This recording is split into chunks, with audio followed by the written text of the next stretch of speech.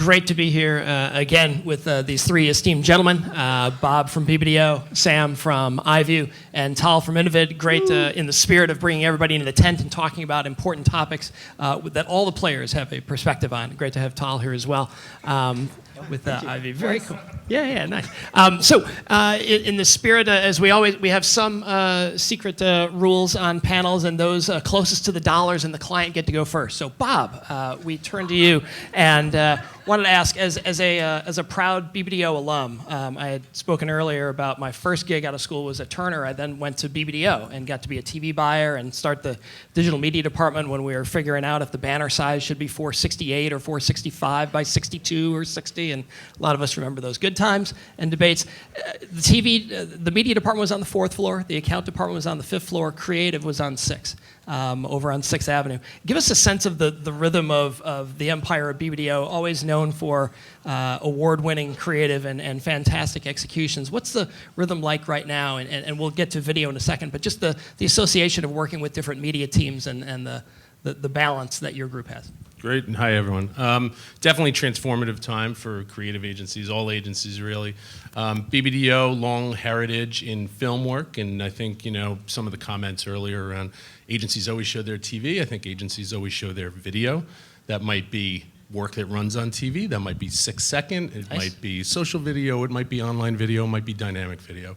Video, though, is proven, of course, to move consumers to action. So the transformative piece is really over the last couple of years, adapting all departments to take advantage of the changes. Data on the front end, marketing science on the back end and throughout. Certainly production.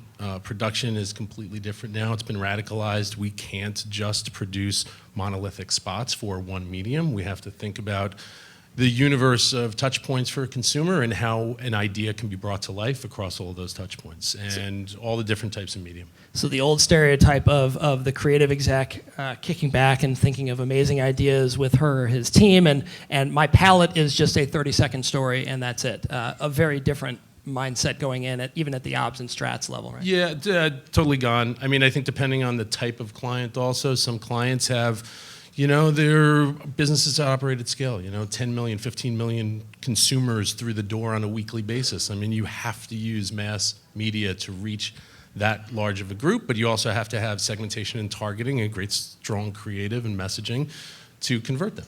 So it's a mix, and I think depending on the type of client, that's where we spend our time. No kicking back, though. We're gonna nice. We're gonna get to an example of one of those clients in a second. Sam, just give us a perspective from your seat as creative director in working with different agencies. Is this typical now? Is BBDO way in front and everyone else is still dragging? And Bob's talking about changes within their own organization versus the ecosystem in general, and where you're finding. All right. Gaps. So should I be honest or should I compliment Bob? I can do one or the other. I think usually. B first and then go to A, Yeah, definitely first, right? Oh man, we're all looking at your desk. But I think everybody's moving in that direction and realizing that it's really about, you talked about the different floors, right? Having people on, it's about getting everybody around the same table. That segmentation, I always told myself I'd never use the word silo.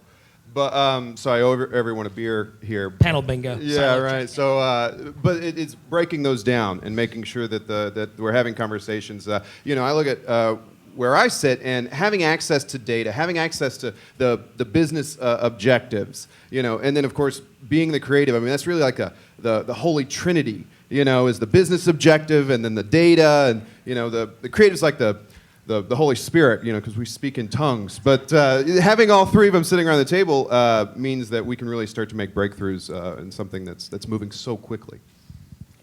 Very cool. And Tal, give us a sense of where your firm is kind of interjecting and how much of the work from your teams is actually taking on the production and, hey, we've got it if you need, and it'll certainly be brand appropriate versus supplying a platform to empower others, kind of the classic self-service versus managed service. Where's the pendulum swinging these days here in the States? First of all, I'm very excited calling Innovid a firm. I feel like Bobby Axelrod and Billions, if you, whatever.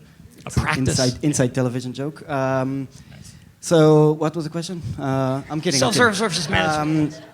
So self-service, full service. First of all, just I'll pick on Sam's point earlier. From what we've seen, we've been tooting the horn. Everyone, I guess, in this room, been tooting the horn about data and innovation and personalization and all this awesome stuff.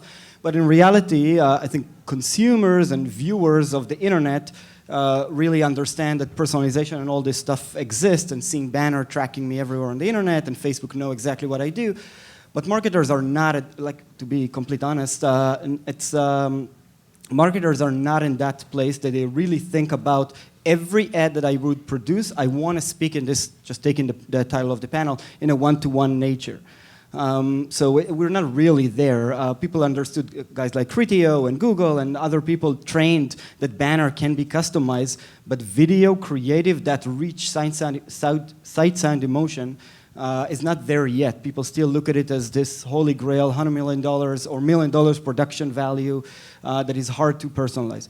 Now, so to your question about self-service, full service, what as ones that are tooting the horn that technology can make your life easier and can bring added value, we're always trying to start with, hey, let us show you what can you do.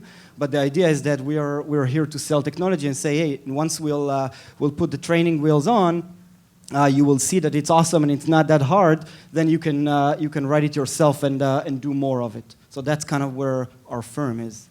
So, how does the practice, the organization, Bob? How do those tools get used today? I mean, is it hands on keyboard from your guys, or is it your team lays out the strategy and then the platforms leads execute, and then you're basically giving approval rights?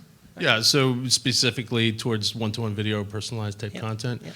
So I would say production costs are always going to be a focus, right? So when we start thinking about how we're going to execute a given campaign, it starts with the data. A lot of times you have to leverage an existing creative bed, or you have to make some type of a creative bed. The dynamic nature of video allows us to append information usually behind it. So think of it as building blocks where you have like content up front and then things get added on behind it. That's pretty straightforward. Shooting something or planning for something where there's vignettes and there's spaces within the creative that needs to be customized, and we're maybe shooting stuff for different segments or different audience types, that just requires a lot more planning, both from a production standpoint, the data that's going to drive it, and then the CTA on the back end, of course. So it's really how you're doing it. I don't think Dynamic has gotten to a point yet where doing a narrative spot where you're able to customize the narrative spot. Tell the whole story, right? Yeah, that's really tough. So right now it seems to be like really making really strong work that's vignette driven, or adding on the right relevant content to improve the relevancy of the message. So maybe not one-to-one, but if you were to just add the word segment, or One to three. to be able to go, okay, these are our existing customers, these are loyalists, these are people who we noticed said great or evil things about us, and these are folks who maybe aren't in category that we'd want to try to bring in. Yeah, it's the system of if-then statements, weather targeting or product targeting or retarget. All of those strategies are going to define what the creative is that needs to be shot. Some of it needs to be shot uniquely. Some of it can be repurposed. That's the balance. And then test and learn to see where you're going to drive the return. Yeah, Tal. Yeah, thank you. Just one quick point. Just this morning, I was listening to an amazing interview. Bless you. I was listening to an amazing interview with Reed Hastings, the founder and CEO of Netflix, who's spent about $100 million in advertising every year, and they made a decision that they stop advertising on television at all. And he made a really interesting point, saying that they are all about, Netflix as a brand is all about personalization. It's a network that can feed 87 million people with a lot of different niche. And he said just television as it is right now just failed to allow me to do that personalization. So they decided to stop completely and move completely to online to this, and he preaches completely this one-to-one communication. But this idea is totally awesome, and they're tooting that horn, but it's not something that everyone, P&G selling Tide, is not exactly in the same seat as Reed Hastings or other people at Netflix. So we're still at this is a complicated situation in order to apply it to every brand.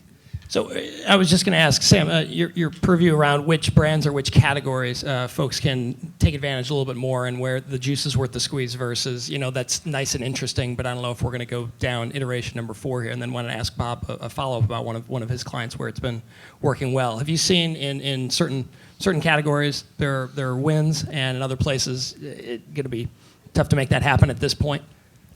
Yeah, I think auto comes to mind only because everybody needs well, not everybody needs a car. We live in New York, we don't need a car. But most people in the United States need a car, and they need a car for different reasons. But more than that, we choose our car based on a reflection of ourselves, right? It's an emotional experience, and but it also has practical components. So there's all of these different ways that you can divvy up the argument of why you should buy one car over another car. And some of that's emotional and some of that's informational. And I think that what we're on the verge of, and to your point, yes, the vignettes of data-driven relevance is squarely where we're at right now. But we're on the verge of also speaking emotionally to why this will really fit. I get you. I know what you want, and I want to speak to you in that language of emotion. I think if the last year has told us anything, is that people aren't making choices based on information anymore, based on facts, right? We're making big decisions based on people that speak to our emotions, not necessarily See what you're doing. Saying just with a car, right? It was really subtle though, so don't let them know. Yeah. And I think that that's really the holy grail for us is to be able to crack that open. And I think so auto has that because it's so personal and it's so much a reflection of who I am when I pull into the driveway. Sure. So another example of where it's worked, Dave Moore had referenced their dynamic creative optimizer and how it works very well in most direct response like verticals of retail and travel and whatnot. So tell us about Lowe's, Bob, where that's been a client where there have been some wins and you can certainly rally around the rest of the agency and say, no, this works. How did it work?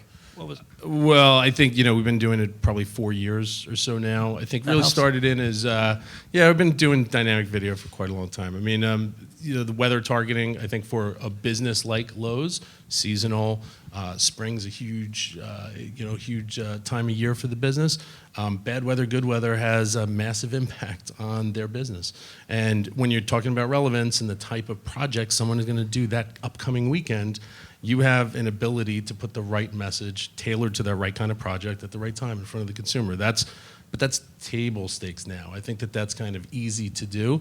I think where you start getting smarter is the moments in people's lives and the behavioral data that can make their way into a creative brief and then shoot something that is emotionally resonant and then put the message on the back end of it. So it can be kind of functional within a category, or you bought a thing, here's the next thing you should buy, and actually using the data that we know about people to appeal to them in more emotional terms. So a little more if-then statements on the reactive side, a little more strategic and upfront and shooting for specific emotions and mindsets on the proactive side. That's right, and it actually requires a shift, I think, on the client side to not just think channel first, but to think about video and consumer first. And so what do we need to make for them? Give us some insights into that, actually. When maybe not 4 years ago, but recently with the latest iteration of this, you're in Charlotte and making the pitch. I mean, how much of a hurdle was it around, wait, you want us to have you guys make how many of these now? And it's going to cost what? And we're being charged and where's the back end? I mean, we're going to sell, what, a couple more? Yeah, you got to start wide, and then you can get narrow. Because, I mean, I think where's the juice worth the squeeze, right? You can cut it way too thin and overproduce a whole bunch of content that's going to be really expensive, or you can start there and do a lot of testing and learning. And testing and learning can just be the order within the story that you're trying to tell. If you're doing something weather-driven, is putting the weather up front and then the narrative important? Is putting the narrative first and then the weather? I mean, these are testable propositions, so you have to be agile in market, and you have to be able to create all the different assets, look at it quickly, respond, throttle up when it's appropriate. So other uses of the platform, Sam, I mean, is this, again, it sounds like we're well past the stereotype in the first case of, oh, this is just going to be red purse, green purse, or there's going to be $99, $89, and we just A/B it, and that's, as Bob said, that's a little more common now. Again, which part in the obs and strats piece does Eyeview get involved in terms of showcasing capabilities and inserting itself, and who you working with most? Well, I think we start with that business objective, with the brand marketing strategy, and really dissect that. So it's about who are you trying to speak to, and how, what is your brand message to that person. Let's say that Bob is a stoner, right, and that Tal is like a grandma, okay, right? And I'm not saying either of you are either of those things. Hypothetical. Hypothetical, completely. And what I'm trying to tell you... We didn't talk about this in the prep. Well, sorry, let's say that I'm trying to tell you... Supposed to see it the other way around. Raspberry preserves or something, right? Now, demographically, that might not make sense, but maybe I look at the brand strategy for the raspberry preserves, and comfort and nostalgia and stress relief are part of what they're offering up, right? Well, that's actually something that these two have in common. So that's, what do they have in common? So then maybe we say, all right, we're going to tell Bob the stoner about that stress relief, and we're going to tell Tal the grandmother about the nostalgia component, right? And then the second half of that does become data-driven as well, where you say, wait a minute, she's a coupon cutter, cutting coupons. Sorry to make you... All good. I'm a total coupon cutter. Male grandmother coupon cutter. And then Tal is more eco-friendly, so we speak to that. And so we combine them in different ways. But it starts with that brand strategy, where you say, all right, what are they trying to say, and who are they trying to speak to? Nice. And so, we're here at a conference about outcomes. Tal, have you seen that this works not just from top of funnel? Hey, we added a nice little brand awareness study and got our standard 8-point lift before and after, and that everyone tends to get now. Are we seeing that it can have some impact down at the bottom as well, or sure. in whatever new funnel we have after Sure, today? I'm going to give you a politician answer and say that, first of all, our firm at Innovid, we kind of took, when we started the company and really believing in television advertising, or the creative and technology must take a more front seat in defining my campaign and everything. And what we figured out along the way is that it's a freaking complicated world. I want to measure my outcome, but sometimes I need placed in order to understand if someone comes to my store, if I'm McDonald's. Sometimes I want to check out online if I'm booking.com. Sometimes I'm ordering a car, and it's very complicated to actually tie my return on ad spend to an actual purchase in a dealer. So we took the operating system approach, similar to look at it like an Android, of saying, this is very complicated, but it's clear that marketers want to dabble into all of those elements. We just want to be the enabler to make sure that, you want to work with placed, you want to make sure that you convert on a foot traffic, awesome, we will make this shit easy. And you want to do it with someone else, we will just be a badass plumbing service or an operating system, it's a little more lucrative, and make all this stuff happen. And we see that over and over again. And every brand has a different, like the Netflix example that I mentioned earlier, we're working with them on a way more direct response, click, connect to their property, versus other guys that are looking into a bulk auto purchased data, or an NCS, like Andrew was talking about before. So we take the enabler route of just connecting everything and making it actionable. Nice. Sam, give us a sense of the spectrum. We're here early March in New York, gorgeous spring day before more flurries show up. Give us a sense of the last few quarters of momentum. And again, pretend Bob's not here where you don't have to kiss his butt. What's a sense of, how much of this is still one-on-one education and walking into other really solid brand name shops that are kind of, wait, we can do this? Or having to show them they're there and really changing their job description or at least rhythm of how they're going about their day versus, no, we're at next level with most of these guys now. And fortunately now that we've moved from branding to performance, or where's the education coming? Well, yeah, I would say that the last 6, 8, whatever months, I have felt a shift in that. I think that in the beginning, let's go back 8 or 9 months, it did feel like there was much more of an education to it at the outset. We're like, no, we're not just going to, that's the big thing I think everyone's talking about is this, do we just take the 30 from television and just, lop it and cram it in there and whatever. But it becomes much more surgical than that and much more strategic than that. And so now they're coming to us and they're saying, no, we get it. We get personalization. We understand. That's fine. That's rote. let's talk about, how far we can take it. Let's talk about the meat of it. What exactly can we take apart in this ad? Because we think about, the 30 versus the 15 versus the 8, but it's actually another dimension than that too, because you've got sight, sound, and motion, right? So it might be that that you break it apart so that the sight, the visual design speaks to different groups, the sound speaks to a different kind of angle on that groups in a different state in the dreaded F word, right? The sales funnel. Oh, and funnel. yeah, and then the motion, right? That it's maybe in a different place in the video, that it changes at a different time, because that speaks emotionally to maybe something that's localized differently, where they're used to a different pace of edit or something. So that's where we're at now, which I'm amazed that we're in that conversation now where we're actually talking about that level of strategy and that level of minutia, because we've already done the education. The world has already figured that part out. So we're getting there. We're getting there. Bob, closing a comment here. Classic getaway question. So it's a year from now. We're blessed to be here with Eyeview and Beat again. What got easier, and where were the next wins a year from now? Where right now it's still a little not untangling, or geez, it would be nice if we could have our guys do it. First, I just do want to say that I love preserves. I do. Thank you. Good guess. I'll admit Nice. to that. Again, I'll not admit to handled it. in the prep, and just Well, I've got some I've right picked here. it out. Well done. A year from now, I think that some of the internal workings between groups that are handling customer data and data sources outside of the client's data, and distilling those down to data storytelling and insights, and how that leads to a roadmap for the type of things that need to be produced. It's a different model for, I think, an agency to put together content like that. But look at AT&T and Hearts and Science and BBDO. I mean, it's predicated on the idea that it's all data driven. So I think we'll see a lot. We'll probably have a lot more to talk about a year from now, because there will be a lot of work in market to prove it out. Nice. Entertaining panel, real insights. Pretty good combination. It's a win-win. Please join me in thanking Bob, Sam, and Tal.